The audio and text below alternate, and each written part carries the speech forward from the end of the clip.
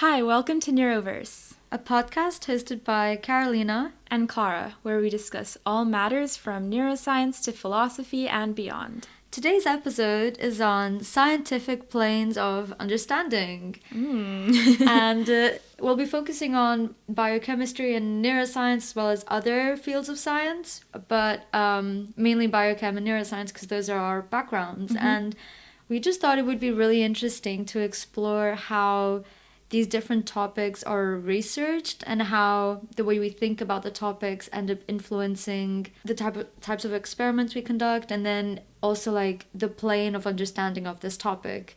To explain a little bit what I mean by plane is that with, for example, biochemistry, I always see it as like a funnel.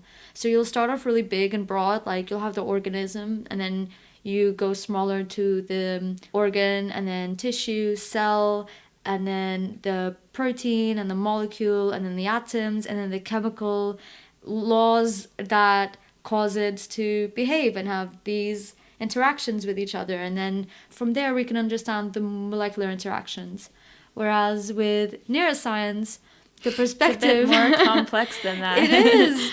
And I always thought that biochemistry was really complex. And then now that I'm researching neuroscience, I find biochemistry really like simple and beautiful in that it's so like, it's like a funnel. As long as you can like understand the biochemical interactions or like the chemical laws and the structure function relationship, you can kind of almost get everywhere you want to go. And I hadn't really thought much about this in terms of neuroscience until Carolina brought this to my attention as somebody who came from a biochemistry background. As I came from a neuroscience background, I felt like I was kind of used to studying everything in parallel. So like we would study anatomy in parallel with biochemistry, in parallel with neuropharmacology, as well as basic neuroscience, as well as psychology, as well as philosophy. And you kind of just like, you have all these different perspectives, and I guess you combine it in your own head. But it was only when we started discussing the link between behavior and all the way down to the level of ion channel behavior that we realized this challenge in neuroscience of an inability to, like you explained, funnel down, because it seems like the planes, rather than just like being a zoomed in version of each other, of one another, kind of are not always reducible in that way. Yeah, and one thing that I found really challenging in neuroscience, like I think the greatest challenge for me going from biochemistry to neuroscience, of course, like there comes the normal challenge of being caught up with all of the literature and the foundations and the actual topic, but it was also very much about the way of thinking about things. I was so like trained to think about science in this very specific way, and then to be able to like look at the anatomy and then look at the functionality and the like synaptic activity happening and like put those two together and like needing to form this image, and then again, like you said, relating it to behavior, it made me feel like in biochemistry you can study it at a 3D plane, whereas in neuroscience you feel like there isn't a plane, it's just like chaos. Exactly. Yeah, beyond the limits of our brains. Yeah. So I thought I would like give an example in biochemistry where I feel like this is really clear. And so in my course we learned about light harvesting proteins, and so chlorophylls. And the way it works is in a chlorophyll you have something called an antenna concept, which is basically the way that the pigment absorbs light. And there's so many different things that go into this, such as the structure and the pigment binding, tuning, orientation, and the efficiency of pigments.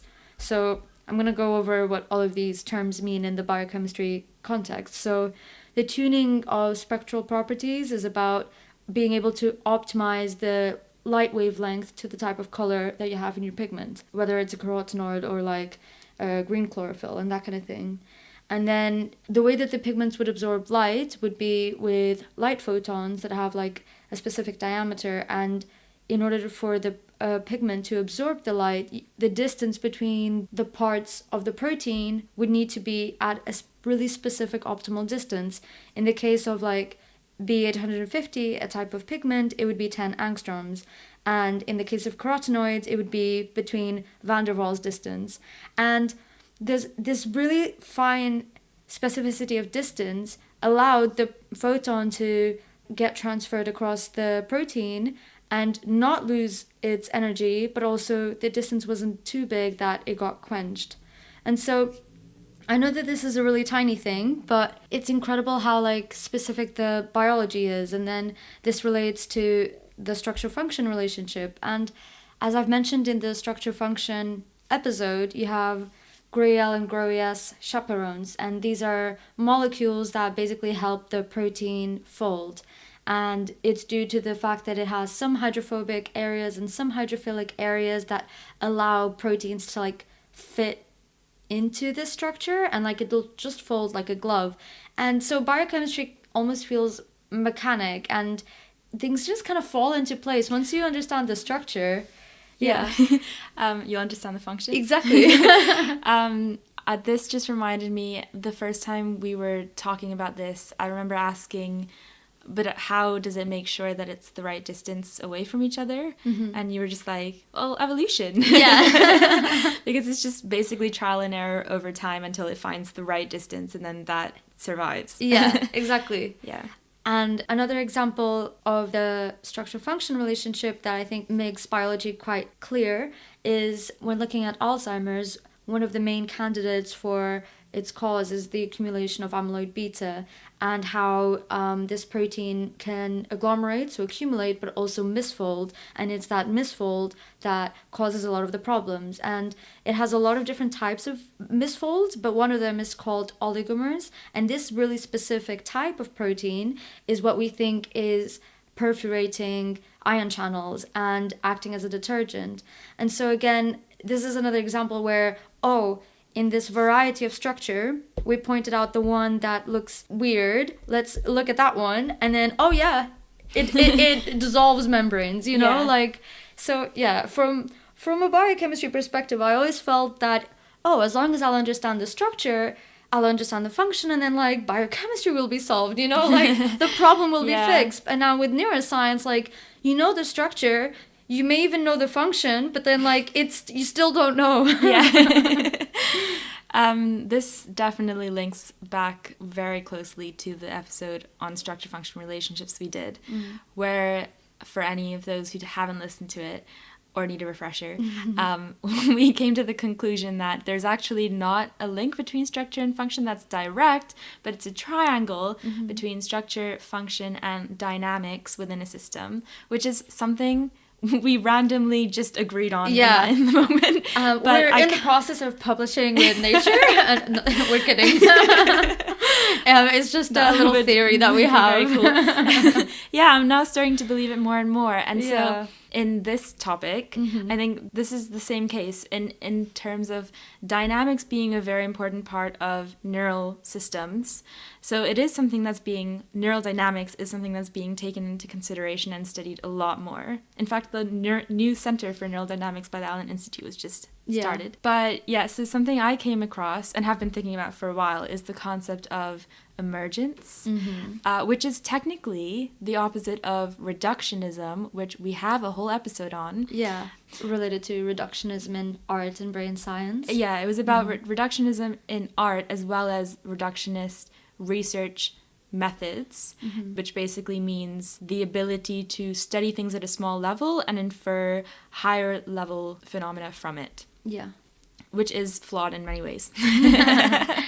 But the fact that in neuroscience, not only you have the biological nature of things, you then also have this component that you mentioned, which is emergence, which I don't think you see it as commonly in biochemistry, if at all. I'm at least not aware of any. So tell us. I think emergence sort of forms the basis of something we discussed in yet another episode. It's just bringing it all together. The hard problem of consciousness, which is like the fact that as much as we can study the brain, we're not really getting at what consciousness is. And actually argued in the Mind and Matter episode for an emergentist point of view, which is that consciousness is something that emerges from neural dynamics, perhaps. We don't know yet. But yeah, just to properly define emergence first, there's an amazing Royal Society issue on this whole topic. And in one of the leading papers in that issue, they defined emergence as when a large number of similar entities interact among each other and with their environment at a low scale, unexpected outcomes at higher spatiotemporal scales might spontaneously arise. And so it's the idea of a system made up of many small components that are all interacting with each other, as well as the external environment. And then this different property emerges spontaneously at a higher scale. And so it's not necessarily the case that you can directly compare or see a relationship between the higher scale and the lower scale. And going through this paper made me realize that emergence is a property of many systems, both living and non-living, biological and non-biological, so physical, which is something I didn't think about much before because we were only discussing neuroscience and biochemistry, which are both biologically based. But yeah, in like physical systems, there are many physical laws that only apply to certain scales. Yeah. And so you need to sort of come up with new laws to understand large-scale phenomena versus small-scale phenomena. That's so interesting. I definitely know that that's the case in physics. Like, you can't apply the same laws to quantum physics to, like, object physics. Large-scale physics. Can you tell we're not physicists? Yes. Yeah, this was an idea coined by Philip Anderson, who got the Nobel Prize for describing disordered systems. And he also brought to light this idea that like the concept of emergence arises from symmetry breaking, which is that this state of a large system composed of many entities may not follow the same laws that the entities themselves follow. That's so interesting. Yeah, that makes a lot of sense. I found it really interesting when they specifically use this example of mass. So mass isn't normally considered an emergent phenomena, but this is a controversial topic apparently. And it's interesting because if you consider, for example, like the mass of your backpack, the mass of your backpack is equals to a sum of your backpack plus its contents, whatever. There are many contents inside, right? And so this is just like a linear approximation of the mass of this object. However, if you look at mass at a very small scale, it actually doesn't work like this. It's not a linear summation because if you take into account the interactions or dynamics that are happening in atomic nuclei, there are interactions between protons and neutrons that are responsible for a mass defect. Also, at a quantum level, mass is actually a measure of the coupling of particles with the Higgs field. Yeah. So there are multiple definitions of mass, basically. And when you look at it at a large scale, it's a linear approximation. At a smaller scale, mass is not defined by the summation of its entities. Yeah. It's more the dynamics between its entities, which can be non-linear. That's super interesting. And that reminds me a little bit of, in our macro level, we're used to, if you have a positive and negatively charged something, they'll attract to each other. You can, like magnets. Yeah. But if you look at the atom, there's a reason why the electron doesn't fall down to the nucleus. It's because the laws of attraction or whatever. Not the pseudoscientific one. Yeah. I guess. Are different. And I guess it is to do with scale, and that makes a lot of sense. Yeah. And so I basically came to the conclusion myself that in neuroscience, because there is this apparent challenge of going across the levels from cells, circuits to behavior and everything in between, what is the most important that we have to bear in mind is what level should we describe the phenomena? Like, it's necessary though for as a goal as neuroscientists to bind the levels. So that's the challenge. Yeah, that is the challenge. We naturally want to observe some molecular mechanism and say it's responsible for behavior. Yeah, and what you said I think makes a lot of sense in terms of which level should we observe and like think about the different laws that each level has. And you can study the neuron communication and firing through voltage and current, but we can also look at it through chemistry and the neurotransmitters. Exactly. So even on the cellular level or on the neuronal level. Like there's different ways to look at it, and then you go a bit higher up and there's the behavioral level. And yeah, I think it is a challenge with neuroscience that I was very oblivious to when I first joined, and I hadn't realized that it wasn't a linear relationship as I was used to in biochemistry. Yeah. I think this is slightly related to emergence, but also slightly different, which is epistemology.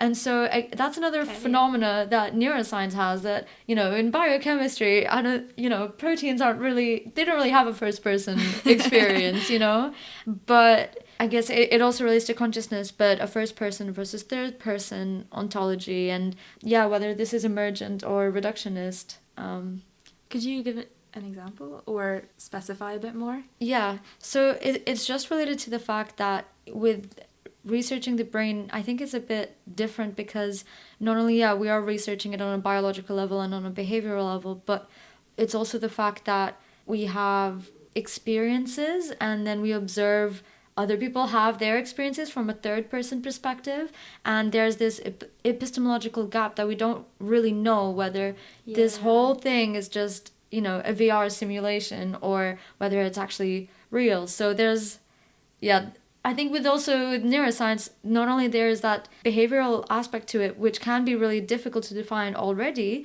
but there's also like a philosophical conundrum, not only with consciousness, but also epistemology. That sounds so existential. It is. Yeah, that is a good point. Researching neuroscience can be an existential experience. That's why you do have to ignore some parts of Exactly. You can be so like bogged down with like a specific aspect of your research. I remember like when I was writing my dissertation, I was really struggling to think about, okay, but what are the implications beyond, you know, the obvious clinical implications? Like what are the implications of this research? And I was reminded to think about, you know, the reason we do really research neuroscience, and that is our interest in the beyond and the potentially like emergent or reductionist properties that emerge from it. But it's so easy to grab onto the little molecules and no, but this is quantifiable. So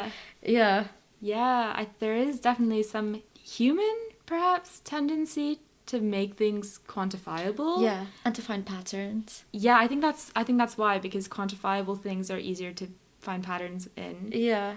Or more reliable patterns, at least. Yeah. It's this interesting tension between qualitative and quantitative, and wanting to understand like the neural basis and the scientific basis of something that can be innately like subjectivity. How can you study that, you know? This reminds me so much of something we briefly mentioned on one of our guest episodes with Alex on machine learning. Yeah. But towards the end of the episode, something that was mentioned was data versus phenomena. Yeah. So the idea in science that we're quantifying data, we're analyzing data, everything is data driven, but we're using it to describe phenomena. Mm-hmm. And is that acceptable? Yeah. You know, like, isn't there a gap between the data and the phenomena? Yeah. Is there another way to describe phenomena that, you know? And is there a gap between the data gathered from an experiment and us like prodding that experiment, which was mentioned with Lisa, that whenever we measure a system, we're influencing the system inherently. Yeah, so it's a challenging topic. And there's a lot of dynamics happening. Yeah. Between and within systems. Yeah, and I think it's interesting that I think perhaps people that don't do interdisciplinary research can be very stuck within their framework of thinking about science, not realizing that other science fields can have a completely different way of thinking about it. And I would not have been aware of the conundrums that come with neuroscience if I hadn't experienced it. Yeah, but I do love the way that neuroscientists think. Yeah. Because it is this ability to flow between what normally are barriers between subjects. Yeah. Like like you mentioned about current, voltage, and then neurotransmitters, chemicals, proteins, which are the receptors.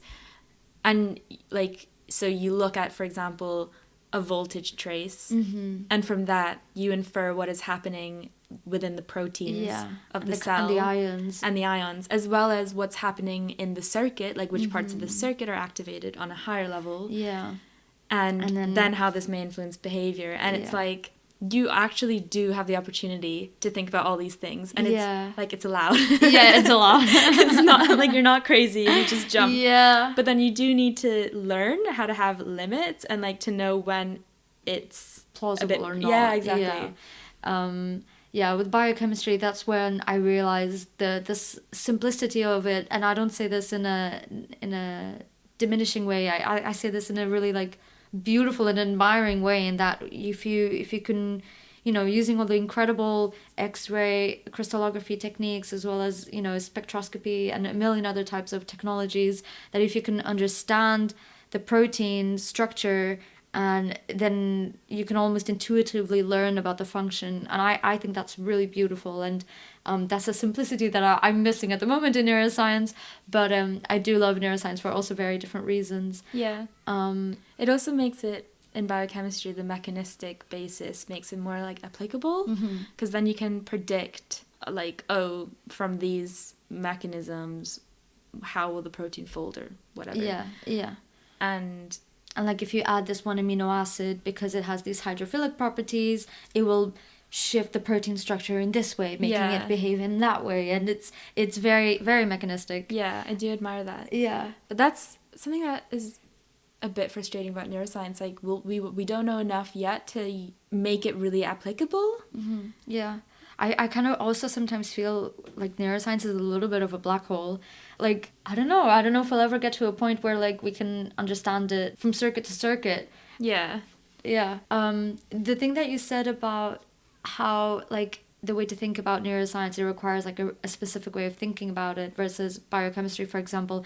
I feel the same way about people who are naturally good at organic chemistry. Yeah. Because I had to take organic chemistry in my undergrad, and oh my god, it was such a challenge, because the way I'm used to thinking about science is completely different from organic chemistry, where you learn it with, 2D structures that are fixed on the page, and you need to imagine the dynamics happening and all of these chain reactions happening, and it's too much for me. I couldn't do it. It's too chaotic. Yeah. So in a way, although neuroscience is chaotic, at least there are no hard laws that you need to base your you need to base your predictions on. Yeah. You can just come up with... I think neuroscience is very creative in that way. Definitely. And that's what I love about it. Yeah. On that note, I hope you enjoyed our little exploration of the different scientific planes of understanding. And feel free to check out our website, where we have a ton of resources, and follow us on Twitter and share the episode if you like it.